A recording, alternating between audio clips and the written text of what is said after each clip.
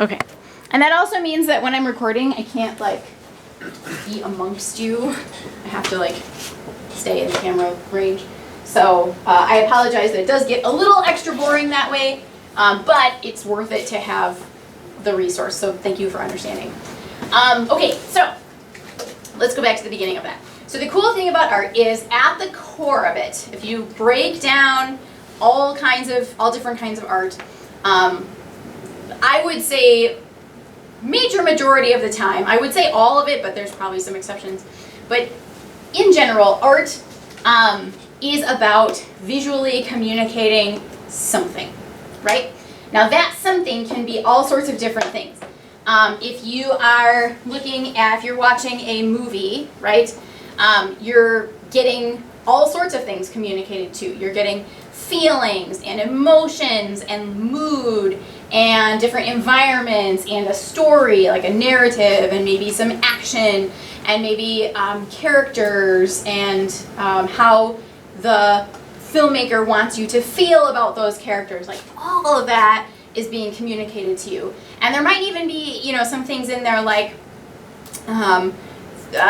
certain visuals that are meant to trigger other memories of yours in order to get you to feel a certain way. If you are looking at an advertisement, the messages that are being communicated to you are going to be totally different, right? You might be getting what's called a call to action, right? Click here, buy now, do this, you're not cool if you don't have blah, blah, blah, right?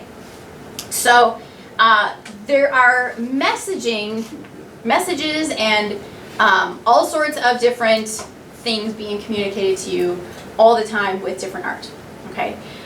If it's a portrait you're looking at, maybe the artist is communicating a particular feeling about that person. Maybe that person is being held in very high regard, and so there's a feeling of like nobility or of royalty or of social stature, right? Or maybe the person is totally the opposite. Maybe the person is kind of like an everyday, person next door kind of person, and the artist is communicating more of a commonality or a approachability about that person, right? So at the core of art, it's really about visually communicating something, right? And depending on the art, like I said, what that is different. But at the core, it's all about being able to communicate visually. And whether or not you are a good drawer, okay, whether or not you draw well, doesn't necessarily impact your ability to communicate visually. It's really more about getting your point across and getting your viewer or your audience to see what you need them to see, or to think what you need them to think, or in the case of Pictionary, to say what you need them to say, okay? So we're going to use Pictionary today as a way to practice and develop our ability to communicate visually. And I like Pictionary as a tool for this because a lot of people maybe come into art class a little bit nervous or a little bit hesitant because they might not have confidence in their art skills or their art abilities. Hopefully that's not the case with you guys because you're art too, you've had some experience in this area, but some of you are new, particularly to like a class with me. And so there's always going to be that feeling of, it's just something new and maybe a little bit uncertain. So we are going to use Pictionary as a way, like I said, to reinforce those skills. I'm going to give you some very specific strategies that will help you be a better Pictionary player, but then will also translate into being a better visual communicator. And you'll be able to apply those skills then to your artwork and your art projects as we go through the semester. Sound good? Any questions? Okay. Those of you that had me last semester know that this clicker really regularly makes me look like an idiot. And it's no different this semester. I've had a mix of successes today. Okay, you see it's working now. Just watch. I'll stop. Okay, so in the game of Pictionary, can I have that game, please? In the game of Pictionary, there is a board. Okay, can you just pass it over this way, please? Thank you. know, they're kind of like destroyed. Thank you. Okay. There we go. So, when we get to playing, your table will have a board game like this, okay? And in the game, there will be a board. And your game board may look something like this, okay? So I've got like a bunch of different versions of this game. All of them are old. It's just a matter of how old they are. This one says updated for the 90s, if that gives you any indication of just how old we're dealing with. But the board is going to look relatively something like this. You're going to start on the start square, and then you're going to make your way around the board. And depending on what square you land on, that's going to determine what card, or excuse me, what word on the card that you draw. Okay? So for example, if you land on an AP square, that stands for all play, and unfortunately that does not help you narrow down your guesses at all, because AP, meaning all play, does not narrow down your categories at all. It can be any category. Okay? The AP word on this card is saliva. Okay? But all the rest of these categories will help you narrow down what type of word you should be guessing for. And if you guess more accurately or more closely to what the word is, then that's going to help you score more, and that's going to help you then have more opportunities to draw. Okay? So if you land on a D square, that stands for difficult. There's supposed to be more challenging words, and it's not always necessarily that they're more challenging, but usually that they are just more specific. Okay? So for this one, the D word is aerobics, so it's like a very specific like class or activity. In some other examples, like instead of the word ball, the D version of that might be like lacrosse ball, or like a very specific version of something. Does that make sense? Okay, any questions so far? Okay. If you land on A stands for action, so things that can be done or verbs. The one on here is cut corners. So think of specifics there as well, okay? So it's not just like drive or run, but like it's an actual phrase sometimes. If you land on the letter P, that stands for person, place, or animal, okay? And people have asked all morning, like, well, can't we just say nouns? No, because objects are the next one, and they're kind of separated. So these are all nouns technically. But P is for person, place, or animal. It definitely can be and is very often a specific name or a specific place, like a name of a place. This one is taxi driver. There were some this morning that were like Antarctica or Mount Everest.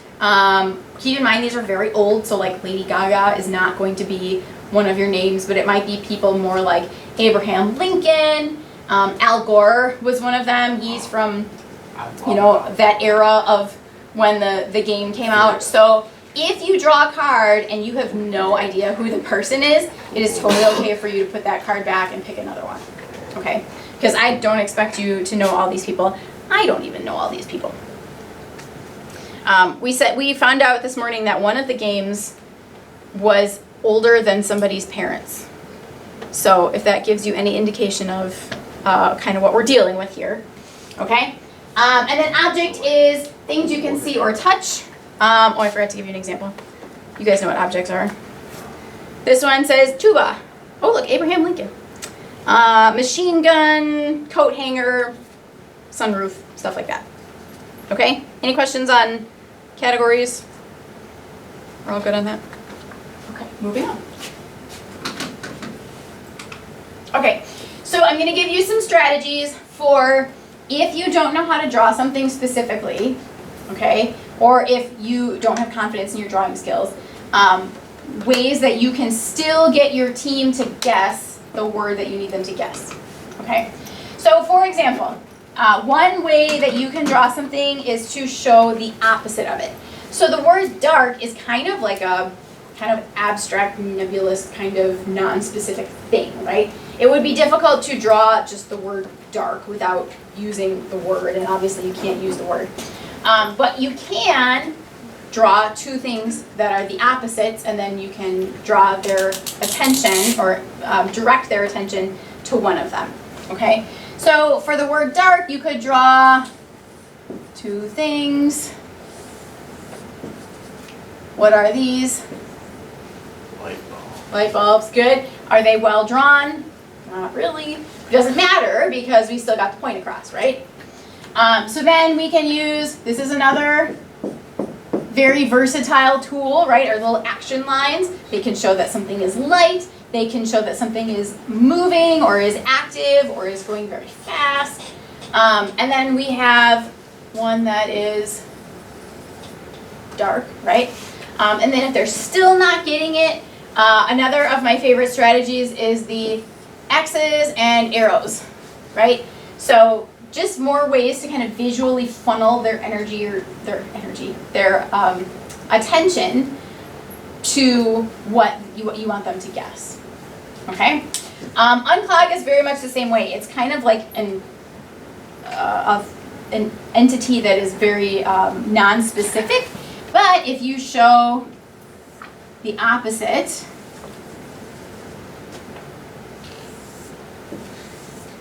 okay, use your arrows,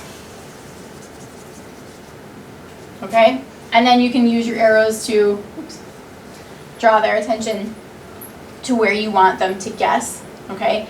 That should be able to help divert what your guessers are guessing without having to have, you know, super duper art skills or drawing skills. Does that make sense? Any questions so far?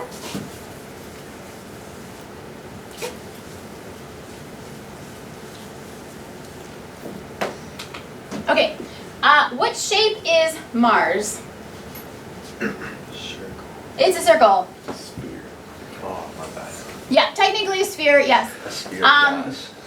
What is the problem with that drawing? I mean, technically I've drawn it decently enough, right? But what's the problem? Why is that not going to get very good results? Because it's just a sphere. We don't know what it is. It's just like a regular circle. You can't It's tell. just a circle, no right? water. It's too general. We could guess, but we could probably make 30 different guesses in 30 different totally different directions.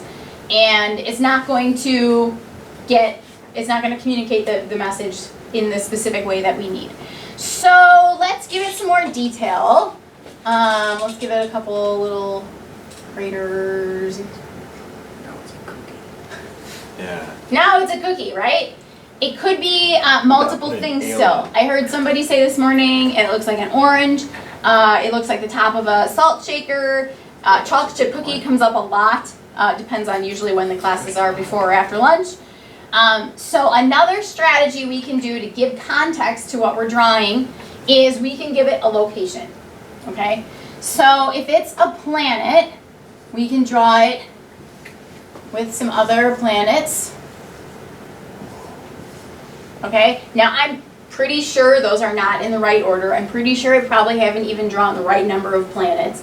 Does it matter? Probably not, because if they haven't guessed it by now, I can add more context, right? Okay, and start to show maybe some orbits. None of that is of any particular drawing skill, right? Like I don't need a college degree to be able to draw what I just drew. But the idea is that by giving it the location, we've narrowed down what they're guessing. We've eliminated a lot of the other choices that they could have guessed. And then even if all they do is start guessing different planets, we've succeeded, right? Right. Couldn't you do something like that with color, by coloring it what the color of the planet is? Yeah, I guess you could. I've never had anybody use color with Pictionary because usually there isn't time for that. But yeah, I don't see why not. That's a good question. Does this make sense? Okay, and as a guesser, it is to your advantage to, once you know that you're kind of on the right path, like for example, if you guess Neptune and they're like, no, right? I would just start guessing the rest of the planets because then eventually you'll get there and you want to be the first one to guess it, okay? Same is true for bookmark. We're gonna have the same problem, right? Okay, like I've drawn a bookmark. What's the problem? It's a stick. It could be a stick. That looks like a ruler from here. It could be a ruler, right? And you guys are all creatively minded individuals, so I bet you could come up with 70 different things that could be, okay? We need something to narrow down the focus a little bit more, to give it more context. So maybe I draw the little tassel. Now what do we have? A tag, a bomb. Maybe a tag, maybe a stick of dynamite. There's all sorts of things that it still could be. So if we give it a location, okay, I could either draw like make it part of an open book, or I could just draw a book.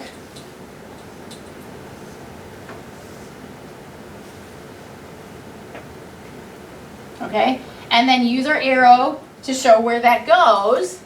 Okay, that's gonna start at least narrowing down their guesses. Make sense? Okay, can I go on?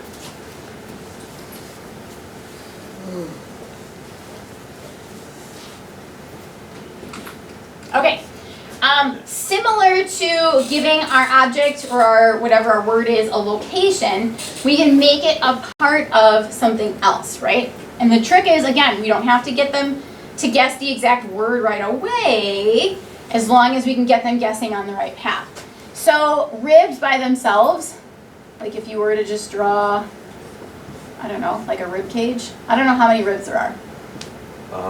About 27. There probably should be an even number, but it doesn't super matter because right now it kind of looks like it could be a bunch of different things. It could be a spider, it could be a bug of some sort. Like, there are multiple options. We need to narrow it down. So if we make it part of something,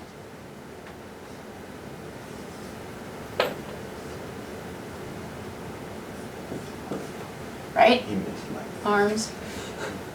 Okay.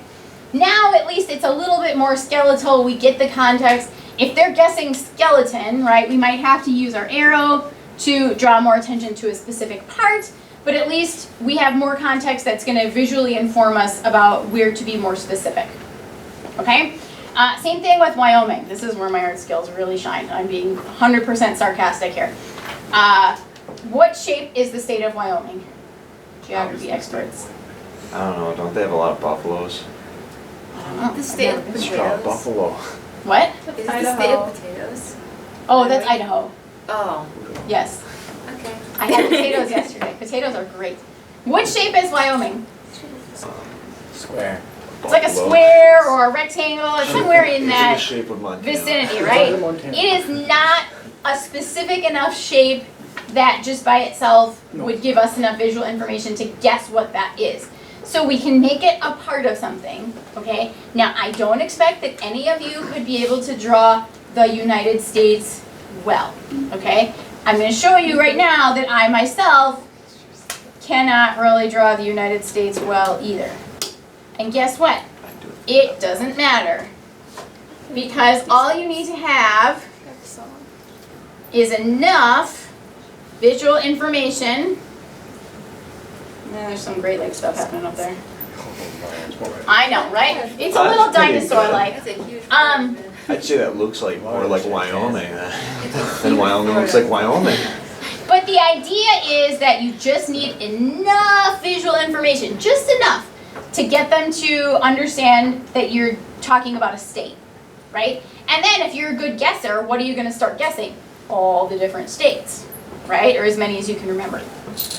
Okay? Did you guys ever play that game where you try to like write all the states Yeah. in whatever it is, 10 minutes, I think? Yeah. And it's like harder than you think I've because done like 30. they did that on Friends. It was a good episode. Okay? So do you get what I'm saying? Does that make sense? Okay? Wow, this Oh, looks this really looks like dinosaur-like. New York. Look at his little like eyeball here. Looks like New York. The Loch Ness Monster. Oh, now I see the dinosaur. Do you see it now? Yes. And this is his like little paw. I don't know, dinosaurs don't have paws, Wait, but the that's Loch not the Ness point. Monster. Yeah. Yeah, I watched like a 2-hour documentary on it. I don't know. Okay, another There's where- strategy, and this one is really good if you don't know what the word is. Now, if you don't know what the word is, you can put the card back and pick again, that's fine. But You can also break it down into parts or into syllables, okay? So firefly, if you, for whatever reason, don't want to draw like an actual bug firefly, right? You could break it into what and a what? A fire and a fly. A fire and a fly. And here's the cool thing about that. You use your plus sign, okay? So maybe you have your fire, whatever, smoke. And then, and if they're not getting fire from that, maybe you might need to like make it more like a campfire, you know? Okay, whatever. And then over here, you can draw anything that flies, right? Anything just to get them to say the word fly. So the idea here is you could do like an actual like insect fly. You could do wings. You could do a paper airplane. You could draw a regular airplane. Like whatever you feel like you could use to get that point across, you can use. Does that make sense? Okay. Sinkhole would be a what and a what? Sink and a hole. Very good. Use your plus sign, right? Now, when we draw the hole, what's our issue there? It looks like an egg. It could be a cookie. It could be an egg, it could be a potato. We have the chocolate chip cookie problem again, right? Yeah. So we have to give that some context in order to narrow it down. So I might do something like,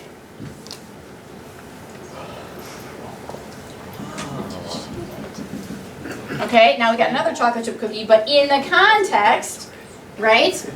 So now if they're saying something like golf, okay, we might have to use our arrow. We might also have to, once we get them, like, would you agree that this is in context, this is kind of an important part to get them thinking about golf, right? Okay, but if they're too fixated on golf after that point, you can either erase this or scribble it out. So now they're already thinking about golf, but now you need them to refocus on the hole. Does that make sense? So that's another strategy too. You can scribble out parts once you use them to get them thinking in a particular direction. Okay? Questions on the splitting it into parts? Okay, good.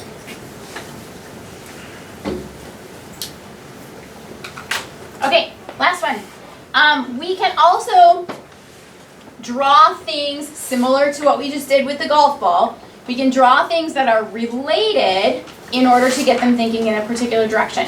So if you, let's say you drew a toaster, but your toaster for whatever reason doesn't look enough like a toaster, does not look toaster-like enough, and you need them to know that that's a toaster.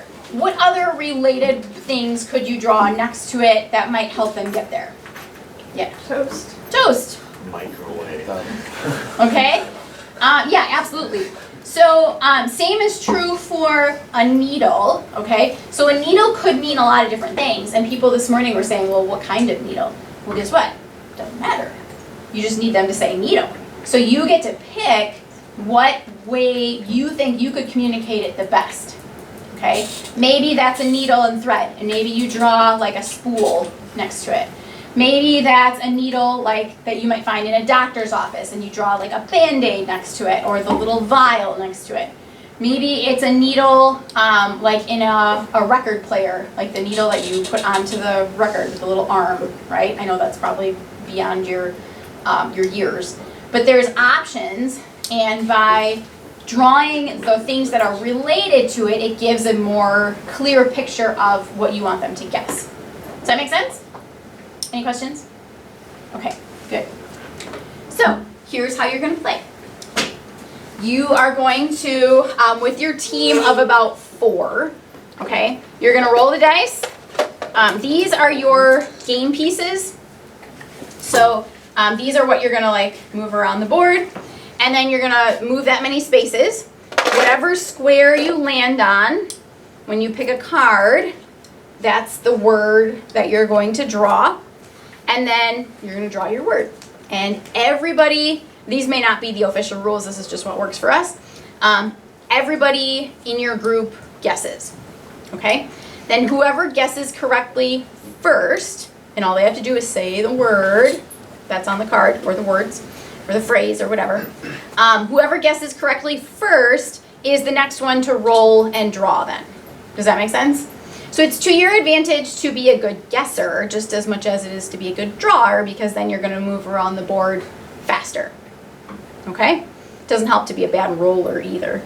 Somebody last hour kept rolling ones and it was very sad.